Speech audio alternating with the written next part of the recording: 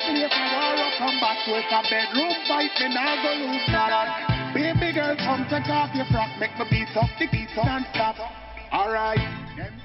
7:42 in Trinidad and Tobago. If I'm smiling, it's not because I know what's coming up next, because I'm wondering what's coming up next with our next guest. Someone who is no stranger to this environment. You wouldn't see him very often because he's behind the camera.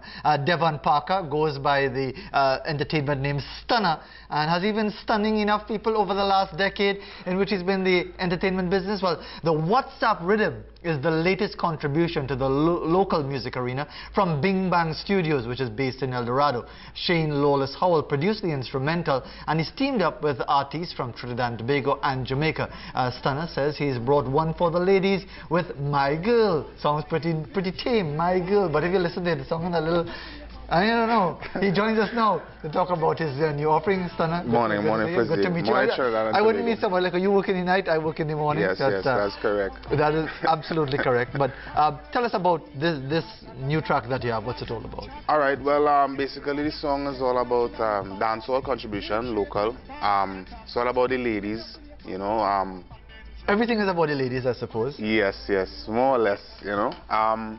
This song is based on more or less like I'm trying to tell a girl that we speaking over the social networks, you know, like that's the in thing right now, yeah. Yes. So we're talking over the WhatsApp, and I'm like, well, you know, come over, you know, come and check me, you know, let's hang out, you know, let's chill out, and that's more or less just introducing her to, you know, to me, and you know, she comes over, and you know, I have a video as well on YouTube, you know, you can check it out, people can check it out and see, but that's more or less the basic, you know, of the song. Sure, and this new collaboration, this new involvement, this WhatsApp rhythm, I mean, all of this is Greek to me, as you would appreciate. Yes.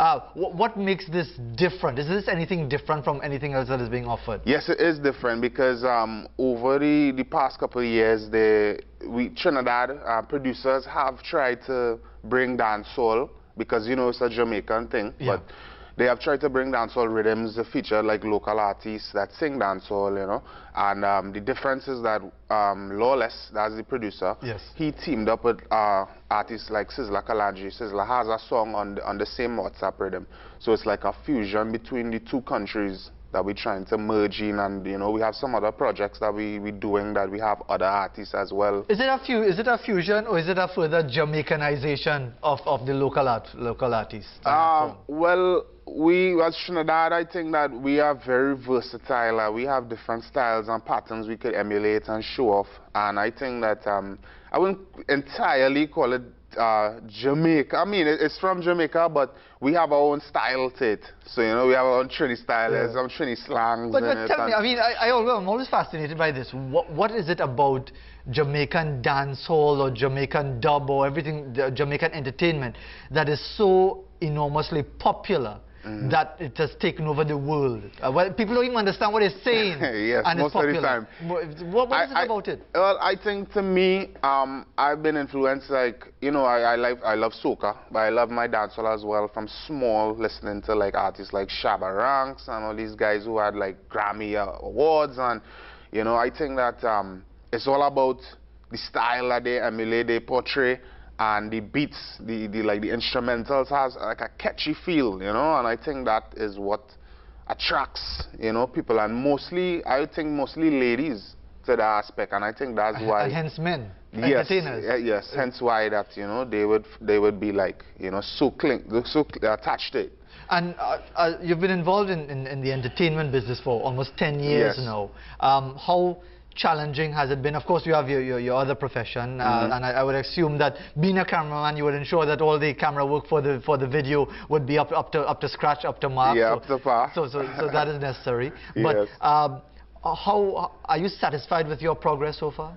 Yes, I mean, it's a learning experience to me. I just want to advance, you know, go forward. How difficult is that in a very competitive environment? Well, it is in terms of getting your stuff out there, because I think that, you know, down here the radio has a lot to play in like an artist's getting his stuff out. Does that still matter? Because, and I'm glad you brought that up, Stunna, because you hear a lot of people for years complaining about the monopoly that a few artists have on airplay. You hear allegations of payola, money under the table, and all of that going on. I've heard of those. But is that still relevant in an environment now where you have YouTube, you have social networks, where you could actually get yourself out there, even if the radio stations want to blank you? That is the alternative to radio currently. You know, you have your fan page, you have your Facebook ads, you promote your songs, and the social media has such a bigger impact now that if your song has like tons of views, you know, and your stuff will be, you know, the radio will then like, hey, you're forcing them. You're forcing them to give you that play then. But they still have a part to play in it as well, because not everybody might, you know, the whole thing about us is that, like Trinidadians, is that we listen to the radio a lot. So like the new soca, the new stuff that comes out, you might not necessarily hear it online. You might hear it on the radio first thing, like you're in a maxi or you're on your phone or you're traveling somewhere, you know, you'll automatically hear it. But the radio still has a part to play, but the social media still has its good side. Before we finish up in a couple of minutes, I'll ask you to let everybody know where they can find you on those social networks. But before we get to that, you will be aware as anybody else, we have an election coming up. We have all sorts of work to do as far as coverage of an election. How does that maybe not interfere, but how do you manage to deal with the two? Because in the media environment, there's always something going on. In the entertainment business, you have to be on it almost 24/7. How do you make the time? Well, you know, it's true about the elections. I've been like working constantly overtime, extra hours, you know, but I still manage to like go to the studio, Bing Bang Studios, and, you know, take my practice when I get the little time I have, maybe an hour or two, then, you know, go back, sleep, get back up, come back to work. Then, you know, just the little time that I have, I would always go, because, you know, I always trying to stay consistent and keep putting out new stuff.